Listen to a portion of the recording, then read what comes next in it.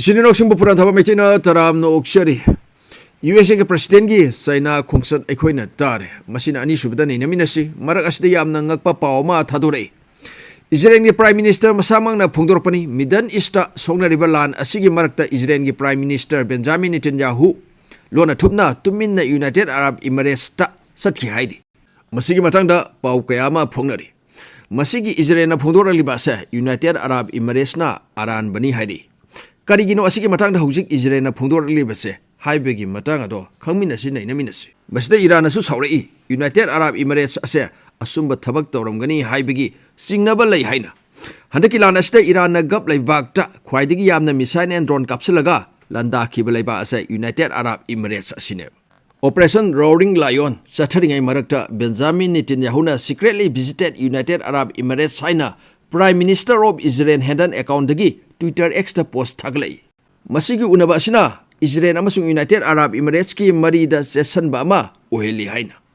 Masida hujik tawriba se karino haibda Israel na yes haiba. Unai khonai adu tawi ada tawi aron ba wari kayama sanai haining ba. UAE na no unade sanade khangde khote aran bani asini.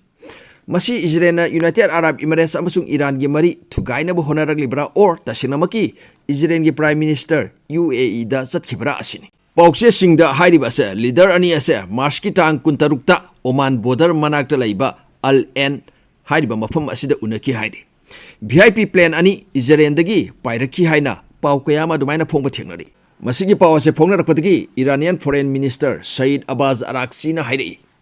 UAE na Tauriba, Sanaribase, Iran Kangi, Napi Bangamloy. Netanyahuna Miam Kangna Pongdora Libase, Hana Singna Dana, Iran Namakogi leader da, Haikibalaide. Iran da sanarakpa ase a police gambani haina phungdoragli amasung UAE ga Israel ga unaramba targadi ngakpi ba ngamloi khut thagani asini any Arab leibangna Israel ga pulam ragadi amata ngakpi ba ngamloi asini asina maram oiraga Iran na tungda UAE da hena khut chauna dumaina thabigi thaba ase satharpa yari pau kharada asumna phongbusu thengnari handaki lan asigi matamda Israel na UAE da Iron Dome defense system pi bada natana lanmi phawba tumina thai haidi Israel na hairiba asina Abraham Accord ki makhada yanabagi tawbani asini Abraham Accord ase karino haibidi ekhoina mamang jisu nainagre masi agreement makhana mani Israel amasung Arab leibak singi marakta yanaba diplomatic economic and security mari ama thamba masi ahan bada 2020 da Washington DC da sign tawnoki Bahrain UAE amasung Israel gi marakta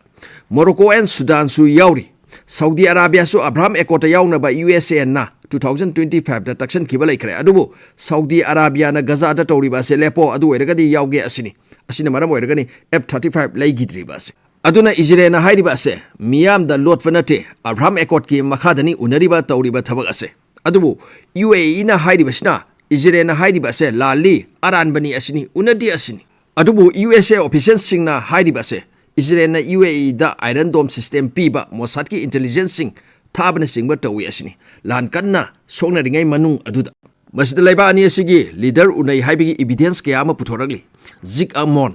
Israel gi former senior officer asisu UAE da satpa asida yauki haidi amasung numit adugi flight tracking data su puthorai Israel dagi UAE gi Al N phauba paikiba plane ani dumaina paikib masigi flight tracking data ase Iran gi state media news Tasnim news IRIB amasung atai news media da su phongli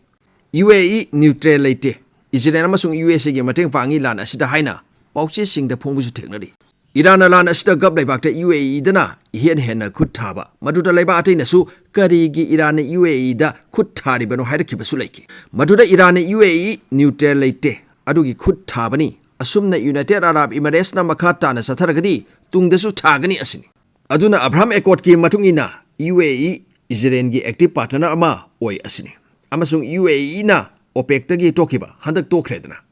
asina GCC dagi su UAE ase toknaba admaina thugaina ba mahangna honarakani asini Iran UAE gi mathakta maran sida ibas UAE na tawriba ase Muslim leibak singna saugdaraba tuminna khangdanaba lona thumna tawruba haibetare wari sanaruba haibetare ekhoidi neutral ni haining luba adu oirgadi atopa leibak kaya amana UAE da invest toba hengalaglagani tawbusu tawribani Karigino haibda gab leibaki asoba economy ma oiba ngamnaba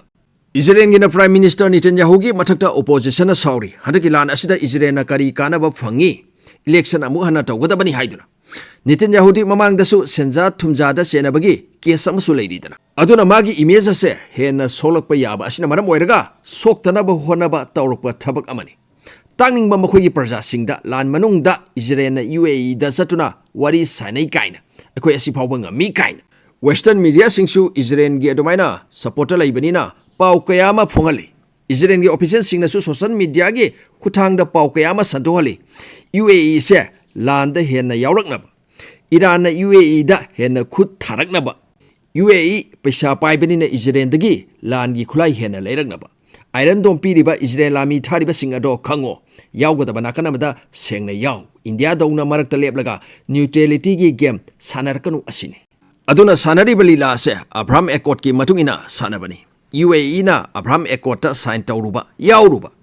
Iran ganangna na leirubanina tungda Iran na hena UAE da misaina masung drone sizinarga landarakpa yari Asini sinrausing Israel na lan manungda UAE da satuna wari sanaki haina phungdorakpagi matang wari ase nakanabada muk mamai khara leijage USA amasung China gi president ani unabagi matang asida USA president Donald Trump China da yaukre haiba aikoina loina khangnare Chinese president ga unakhare haibisu aikoina khanglaba wafamni asigi president ani unaba asina maram oiraga malemda awonba kayama uba phangadauri bara asini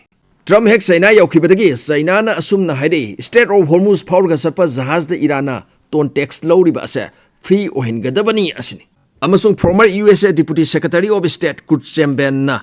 USA and China unakhraba matung asumna phongdoragli America relationship with India is in the gutter haina akhoi gi londa hairgadi khongban yaukhre haibiduni masina takpadi India USA gi mari ase hena sokchalakani haibisi takli Donald Trump na China da saliba ase la loisinabani maru oina Middle East da Iran gi mathakta tawriba ase asiga manana 1972 da USA gi president Richard Nixon su China da satki Mao Zedong unaba Matamadudana USA na Vietnam da lan tokshali the USA and Vietnam War 1955 tagi 1975 pauba sonaki Richard Nixon na China da satkriba do 1972 dani Matamaduda USA na Vietnam da lan tokshlaga laina dumaina maithiba piba ngamdurboy ningluba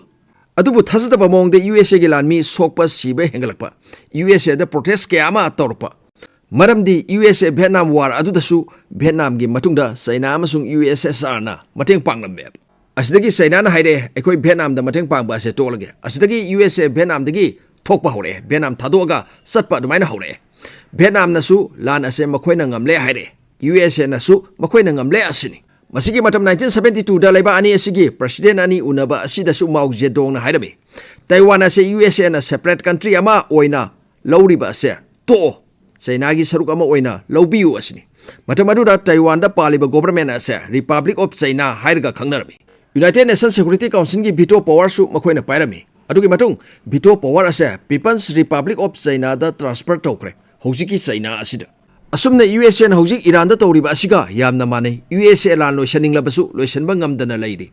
Strait of Hormuz block tawri asina maram oiraga laibak kayamagi economy sokpa uri Ekhoigi Manipur da su sak thongnaba gas phangnadare adubu black tade lising mari da phangi haina kanna adumaina haina basu yauri aigi su loisle aduna sing wa asina muhut sinba tari kumai tawni ekhoidi laibani na kharabu phari sinroksing ko tha ani ahum da su menaba yagani suklai leitaba mi singdi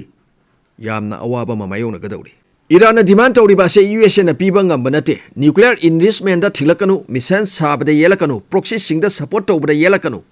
frozen assessing lan thumsing Iran gi phazalaga thamliba ado release tawthora u asini Middle East da laidiba USA gi military base sing thingjalu aduna Iran na haidiba demand taliba singa se USA na yaba ngamloidabanina China gi manakta satpatabani maramdi Iran gi matungda China amasung Russia lepaga support tawraga laidibanina Iran gi thaw 85 tagina 90% China na lowi haiba ikona loina khanglaba wafamni madugi mahutta China na Iran da drone and missile sanaba masak sing components sing mayamama supply tawri India na Iran gi mateng pangbo oiramlagadi USA na soidana India gi mathakta tariff and sanction chauna thamjalamgani ba mayamama adubu China haidi baleba asidi tariff and sanction gi matang de USA ga mukhaina ba ngamba adumba leiba amaneba Malem the USA ga mukhaina ba ngamise China haidi baleba sikhakta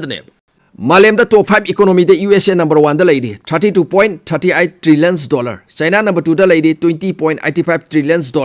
India gi rank haita khare kya subda lady satra singna comment section da ताकपिरो China नोमगी पैसा पाइखले 2035 फाउबदे USA दगी हेलगा मालेमगी ख्वाइदगी चाउबे economy अमा ओइगनी हाइना पानरीबा लेबांगनी मरमदी 2009 and 10 अदुवाइदगी चाइनागी इकोनॉमी यामना वांगना ग्रो लाइबा उरी USA दगी हेना चाइना ना 5% ग्रो लाइबदे USA ना 2 दगी ना 3% ग्रो लाई अदुना USA ना ईरान दा लान सोकना दुना अदुम लाइरगदी USA गी इकोनॉमी दा असौबा चैथेंग अमा उबा फलकनेबा रिसेशन लोमदा लाकनेबा चाइना दी पामलिबनी USA लान खर कुइना सोकनरगा इकोनॉमी मांगलो हाइदुना अदुना USA गे प्रेसिडेंट हुजिक चाइना दा चलगा तौरिबा से मनुंगी वादी अखोइना खरदि दुम लोइना खंगनरबा गाक्तनी मसिदा चाइना ना ओइबे आबा पॉसिबल ओइबा डिमांड खरदि USA दगे दुम तौरकनी मतेंगदी लेमना खक पांगला लोइदना चाइना ने मीडिएटर ओइरगा लालुशन खरगदी चाइना गिसु सॉफ्ट पावर से अमुके हेन हेंगलकनेब डोनाल्ड ट्रम्प ना चाइना दा लाकपा असिदा USA गी जाइन कंपनी सिंगी CEO मयाम अमसु पुरगा लाकपा इखोइना थेंगनरी टेस्ला स्पेस एक्स की CEO Amazon गी CEO एप्पल गी CEO अतैसु मयाम अमा याउरी चाइना ना हाइरिबा से आइसु पावर लेरे नंगी पावर अदुमक याउरगलगनी अदुना अतै मफम सिंगदा तौनिंगबा तौरसु ताइवान दा खुद थिंगजलकनु असिनी नंगोंदसु खुद थिंगजलकलोय अइंगोंदसु खुद थिंगजलकनु लानगी मतम नते लेबाक सेमगा सागत कदबनी अटोपा लेबाक नामथुगे हाइरगसु खुनेक तौरगा प्रॉक्सी नेकलगा दुमाइना थुगा हनगदबनी असुनी USA के प्रेसिडेंट ममांगदा USA एंड चाइना पुलगा G2 गी वखलोन अमसु पुथोखिबा लेखरे मालेम असे लेबा अनि असिना पानबा USA ना डोनाल्ड ट्रम्प ना G2 गी मतांग असे फोंदोकसरागसु चाइना ना यारखिरोय मरमदि सिनाउसिंगैना सु खंबिरमलगनी प्रेसिडेंट अनि उनबा असिदा लोना सानबा कया अमसु यावरमबा यारी करिगी यावरोइदुनु सिनाउसिंग फोंदोरइबसिदि अमा अनि खक्तंगनी अदुना USA एंड चाइना गी प्रेसिडेंट अनि उनबा USA एंड चाइना गी मरी फकिबा हाइबसे इंडिया गी दि खुदोंग थिनिंगाइने चाइनीज प्रेसिडेंट ना या लाउना काथोलगा नोकपा इसिनाउसिंगना खक उबिरमलोय यामना मोंग हादबा लीडर अमनी असिनानी चाइनीज इकोनॉमी यामना थुना साखोलगलिबासी मखाता नांगाइमिनासी चाइना ने ईरान दा करी हाइरई मिडल ईस्ट थोइबा लान अस्ता करंबा ओनबा डेवलपमेंट लाई हाइबदु अमसुंग लीडर अनि असि उनबदा करी करी हाइनखिगे हाइबना सिंगबा अदु असयारगा पुरान थाबा मैतेना काइना नबया थंगनि जरी कंगलेबा इमाना याइफरे याइफेमिनासी thank you so much piece